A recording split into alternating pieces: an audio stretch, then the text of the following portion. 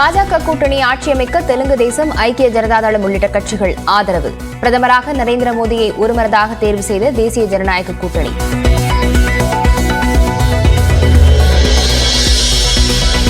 மீண்டும் ஆட்சியமைக்க குடியரசுத் தலைவரிடம் நாளை உரிமை கோருகிறார் நரேந்திர மோடி. நாளை மறுதினம் பதவியேற்பு விழா நடைபெறும் என்றும் தகவல்.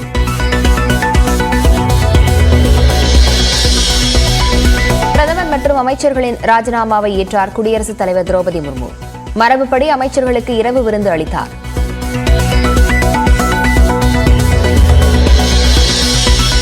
அடுத்த கட்ட நடவடிக்கைகள் குறித்து டெல்லியில் இந்தியா கூட்டணி தலைவர்கள் ஆலோசனை. மக்களின் விருப்பத்திற்கு ஏற்ப பாஜகவின் ஆட்சியை அகற்ற உரிய நேரத்தில் நடவடிக்கை என்று காங்கிரஸ் கட்சியின் தலைவர் மல்லிகார்ஜுன கார்கே அறிவிப்பு.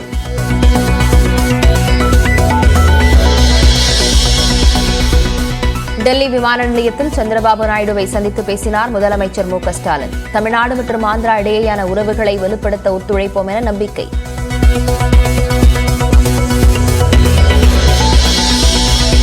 நாட்டை வழிநடத்தக்கூடிய பணியை இந்தியா கூட்டணி மேற்கொள்ளும் என்று முதலமைச்சர் மு.க.ஸ்டாலின் அறிவிப்பு.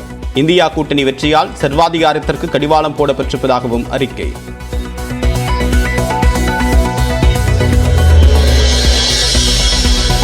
தேர்தல் வெற்றிக்காக முதலமைச்சர் மு.க.ஸ்டாலின் தெலுங்கு தேசம் தலைவர் சந்திரபாபு நாயுடுவுக்கு ரஜினிகாந்த் வாழ்த்து. மோடி பதவியேற்பு விழாவுக்கு செல்வது குறித்து முடிவெடுக்கவில்லை என விளக்கம்.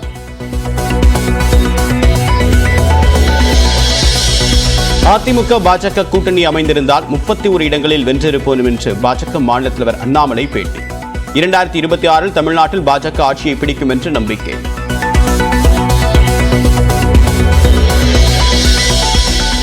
கன்னியாகுமரி மாவட்டத்தில் லேசான நில அதிர்வு, வீடுகளை விட்டு வெளியேறிய மக்கள். திடீர்னு சாயங்காலம் ஒரு 6-6:30 மணி போல் சிட் அவுட்டில் உட்காந்துருந்தோம். அப்போ லேசாக ஒரு சின்ன அதிர்வு போல் இருக்குது. பையன் பக்கத்தில் இருந்துட்டு ஏமா ஒரு அதிர்வு தெரிவு பார்த்தீங்களா அப்படின்னு சொல்லி கேட்டான். சென்னையில் பெய்த கனமழையால் தாழ்வான பகுதிகளில் தேங்கிய நீர். விமான நிலையத்தில் மழைநீர் சூழ்ந்ததால் பொதுமக்கள் அவதி.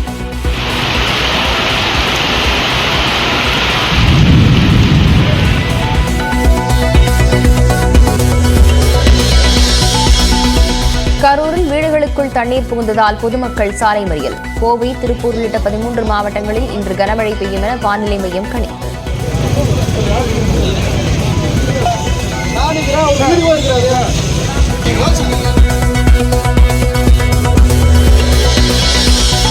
கனமழையால் வேகமாக நிரம்பும் மஞ்சளாறு அணை. தேனி, திண்டுக்கல் மாவட்ட கரையோர மக்களுக்கு வெள்ள அபாய எச்சரிக்கை.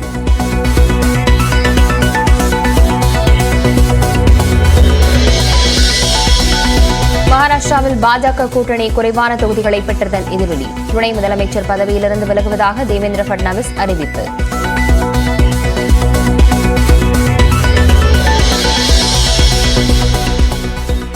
பாஜக ஆட்சி அமைக்கும் ஒடிசாவின் புதிய முதலமைச்சர் யார்?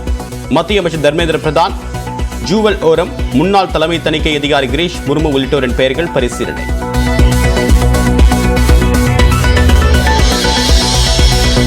பிரதமர் நரேந்திர மோடிக்கு பைடன் உள்ளிட்ட 75க்கும் மேற்பட்ட உலக நாடுகளின் தலைவர்கள் வாழ்த்து. பதவியேற்பு விழாவில் கலந்து கொள்ள உள்ளதாக இலங்கை அதிபர் ரணில் விக்ரமசிங்கே அறிவிப்பு.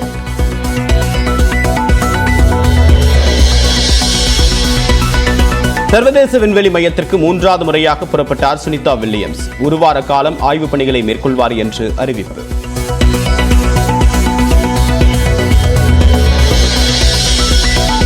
T20 உலகக்கோப்பை தொடரில் அரை சதம் விளாசினார் ரோஹித் சர்மா. அயர்லாந்தை 8 விக்கெட் வித்தியாசத்தில் வீழ்த்தி இந்திய அணி அசத்தல் வெற்றி. தேசிய ஜனநாயக கூட்டணியின் பிரதமராக நரேந்திர மோடி ஒருமனதாக தேர்வு செய்யப்பட்டுள்ளார். இதையடுத்து ஆட்சியமைக்க நாளை அவர் உரிமை கோருவார் என தகவல் வெளியாகியுள்ளது.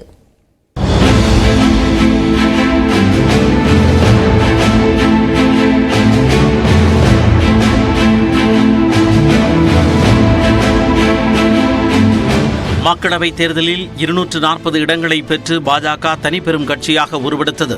எனினும் பெரும்பான்மைக்கு தேவையான இடங்கள் கிடைக்காததால் கூட்டணி கட்சிகளின் ஆதரவுடன் ஆட்சி அமைக்கும் நடவடிக்கையில் ஈடுபட்டுள்ளது. இந்நிலையில் டெல்லியில் உள்ள பிரதமரின் இல்லத்தில் தேசிய ஜனநாயக கூட்டணி தலைவர்களின் ஆலோசனைக் கூட்டம் நடைபெற்றது. பிரதமர் மோடி தலைமையில் நடைபெற்ற இந்த கூட்டத்தில் பாஜக மூத்த தலைவர்களான அமித்ஷா, ராஜ்நாத் சிங் மற்றும் கூட்டணி கட்சி தலைவர்களான சந்திரபாபு நாயுடு, நிதிஷ்குமார், ஏக்நாத் ஷிண்டே, பவன் கல்யாண், குமாரசாமி, சிராக் பாஸ்வான் உள்ளிட்ட 15 கட்சிகளின் தலைவர்கள் பங்கேற்றனர். ஆலோசனையின் போது பிரதமர் மோடிக்கு அருகில் சந்திரபாபு நாயுடு அமர்ந்திருந்தார். இந்த கூட்டத்தில் தேசிய ஜனநாயக கூட்டணியின் தலைவராகவும் பிரதமர் பதவிக்கும் நரேந்திர மோடியின் பெயரை பாஜக மூத்த தலைவர் ராஜ்நாத் சிங் முன்மொழிந்தார். இதை அனைத்து தலைவர்களும் ஏற்றுக்கொண்டதால் ஒருமனதாக தீர்மானம் நிறைவேற்றப்பட்டதாக பாஜக வெளியிட்ட அறிக்கையில் தெரிவிக்கப்பட்டுள்ளது. மேலும் இந்தியாவின் பாரம்பரியத்தை பாதுகாத்து நாட்டின் அனைத்து துறை வளர்ச்சிக்காக தேசிய ஜனநாயக கூட்டணி ஆட்சி தொடர அனைத்து கட்சி தலைவர்களும் ஆதரவளிப்பதாக கூறியதாகவும் குறிப்பிட்டுள்ளது. கூட்டத்திற்கு பிறகு தேசிய ஜனநாயக கூட்டணி கட்சி தலைவர்கள் குழு புகைப்படம் எடுத்துக் கொண்டனர்.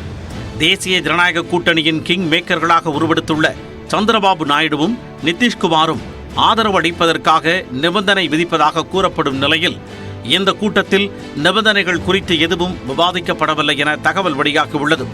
கூட்டத்திற்கு பிறகு சந்திரபாபு நாயுடுவிடம் கேள்வி எழுப்பிய செய்தியாளர்கள் கூட்டணியில் தொடர்கின்றீர்களா என கேட்டபோது அதில் சந்தேகம் வேண்டாம் என சந்திரபாபு பதிலளித்தார்.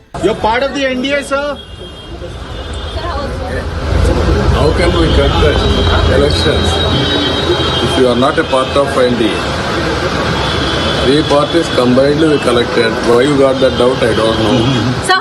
இந்நிலையில் பாஜகவுக்கு ஆதரவு அளிப்பதற்காக ஐக்கிய ஜனதா தளம் தலைவர் நிதிஷ்குமார் நிபந்தனை விதித்திருப்பதாக தகவல் வெளியாகியுள்ளது. பீகார் மாநிலத்திற்கு சிறப்பு அந்தஸ்து அளிக்க வேண்டும் எனவும் 2 கேபினட் அமைச்சர் பதவி மற்றும் 3 முதல் 4 இணை அமைச்சர் பதவி அளிக்க வேண்டும் எனவும் நிதிஷ்குமார் பாஜகவுக்கு நிபந்தனை விதித்திருப்பதாக கூறப்படுகிறது. இதனிடையே தேர்தலில் வெற்றி பெற்ற பாஜக எம்பிக்களின் கூட்டம் வரும் 7ஆம் தேதி காலை 11:30 மணிக்கு நாடாளுமன்றத்தின் மைய மண்டபத்தில் நடைபெறும் என அறிவிக்கப்பட்டுள்ளது. அதற்கு பிறகு குடியரசுத் தலைவரை சந்திக்கும் மோடி ஆட்சி அமைக்க உரிமை கோர உள்ளதாக தகவல் வெளியாகியுள்ளது. மேலும் வரும் சனிக்கிழமை மீண்டும் பிரதமராக பதவியேற்க நரேந்திர மோடி திட்டமிட்டுள்ளதாகவும் கூறப்படுகிறது. நாடாளுமன்ற தேர்தல் முடிவடைந்த நிலையில் பிரதமர் மற்றும் அமைச்சர்களின் ராஜினாமாவை குடியரசுத் தலைவர் திரௌபதி முர்மு ஏற்றுக்கொண்டுள்ளார். புதிய அரசு பதவியேற்கும் வரை தற்காலிகமாக பதவியில் நீடிக்குமாறு நரேந்திர மோடி மற்றும் அமைச்சர்களுக்கு குடியரசுத் தலைவர் அறிவுறுத்தியுள்ளார்.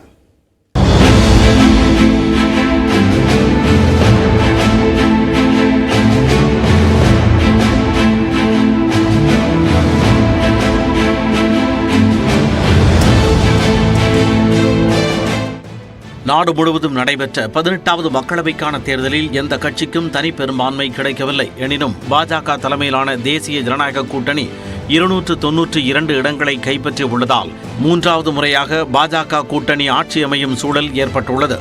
இந்நிலையில் டெல்லி லோக் கல்யாண் மார்க்கில் உள்ள பிரதமர் நரேந்திர மோடியின் இல்லத்தில் மத்திய அமைச்சரவை கூட்டம் நடைபெற்றது. பிரதமர் நரேந்திர மோடியின் 2வது பதவி காலத்தில் நடைபெறும் கடைசி மக்களவை கூட்டம் இதுவாகும். இதில் 17வது மக்களவையை உடனடியாக கலைக்குமாறு குடியரசுத் தலைவருக்கு பரிந்துரை செய்து தீர்மானம் நிறைவேற்றப்பட்டது. இதனையடுத்து டெல்லியில் உள்ள குடியரசுத் தலைவர் மாளிகையில் குடியரசுத் தலைவர் திரௌபதி முர்முவை பிரதமர் நரேந்திர மோடி சந்தித்து பேசினார். அப்போது அமைச்சரவையின் தீர்மானத்தையும் தனது அமைச்சரவையின் பதவி விலகல் கடிதத்தையும் பிரதமர் அளித்தார்.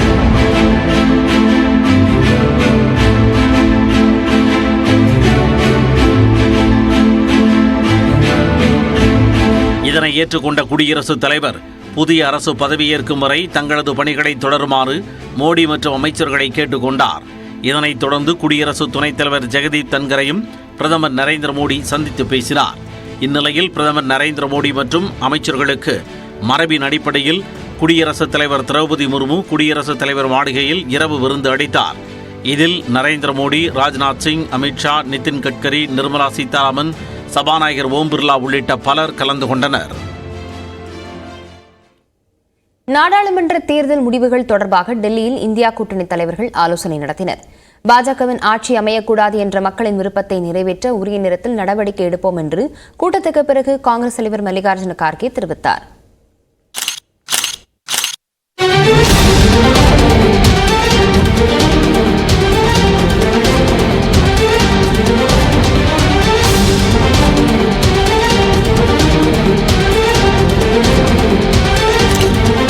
பதினெட்டாவது நாடாளுமன்ற தேர்தலில் இந்தியா கூட்டணி மொத்தம் 234 இடங்களை கைப்பற்றியுள்ளது.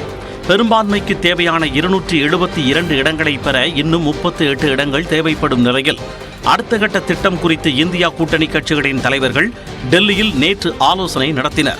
காங்கிரஸ் தலைவர் மல்லிகார்ஜுன கார்கே இல்லத்தில் நடைபெற்ற இந்த கூட்டத்தில் காங்கிரஸ் முன்னாள் தலைவர் சோனியா காந்தி, ராகுல் காந்தி, திமுக தலைவர் மு க ஸ்டாலின், சமாஜ்வாதி தலைவர் அகிலேஷ் யாதவ், தேசியவாத காங்கிரஸ் தலைவர் சரத் பவார், ராஷ்டிரிய ஜனதா தளம் தலைவர் தேஜஸ்வி யாதவ், இந்திய கம்யூனிஸ்ட் பொதுச் செயலாளர் டி ராஜா, மார்க்சிஸ்ட் கம்யூனிஸ்ட் பொதுச் செயலாளர் சீதாராம் யெச்சூரி, தேசிய மாநாட்டுக் கட்சி தலைவர் ஒமர் அப்துல்லா, விடுதலை சிறுத்தைகள் கட்சி தலைவர் திருமாவளவன் உள்ளிட்டோர் பங்கேற்றனர்.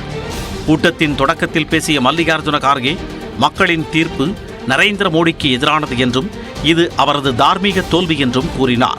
மோடிக்கு அரசியல் ரீதியாக மிகப்பெரிய இழப்பு என்றாலும் மக்களின் விருப்பத்தை தகர்ப்பதில் அவர் உறுதியாக இருப்பதாக விமர்சித்ததாக கூறப்படுகிறது. தொடர்ந்து தேசிய ஜனநாயக கூட்டணி ஆட்சி அமைய காரணமாக இருக்கும் சந்திரபாபு நாயுடு, நிதிஷ்குமார் உள்ளிட்ட தலைவர்களுடன் பேச்சுவார்த்தை நடத்தி கூட்டணிக்குள் கொண்டு வந்து ஆட்சி அமைக்க முயற்சி செய்யலாமா அல்லது நாடாளுமன்றத்தில் எதிர்க்கட்சியாக செயல்படலாமா என்பது குறித்து அனைத்து கட்சி தலைவர்களும் தங்கள் ஆலோசனையை வழங்கியுள்ளதாக கூறப்படுகிறது. கூட்டத்தை தொடர்ந்து வெளியே வந்த தலைவர்கள் குழுவாக புகைப்படம் எடுத்துக் கொண்டனர்.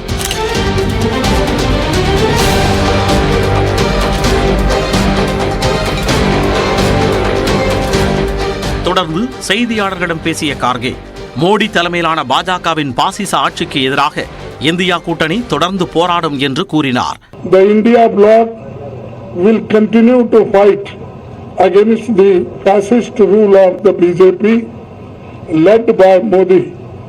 We will take appropriate steps at the appropriate time to realize the people's desire not to be ruled by the BJP's government, and this is our decision. பாஜக ஆட்சிக்கு மக்கள் தகுந்த பாடம் புகட்டி இருப்பதாக கூறிய விசிக தலைவர் திருமாவளவன், இந்தியா கூட்டணி ஆட்சி அமைக்குமா என்பது குறித்தும் தெரிவித்தார். இந்தியா கூட்டணியின் சார்பிலே ஆட்சி அமைப்பதற்கான எந்த முகாந்திரமும் இல்லை. அந்த முயற்சியையும் மேற்கொள்வதற்கு சாத்தியக்கூறுகள் இல்லை. ஆகவே அதை பற்றி பெரிதாக யாரும் கருத்துக்களை பகிர்ந்து கொள்ளவில்லை. இதைத் தொடர்ந்து சென்னை திரும்புவதற்காக டெல்லி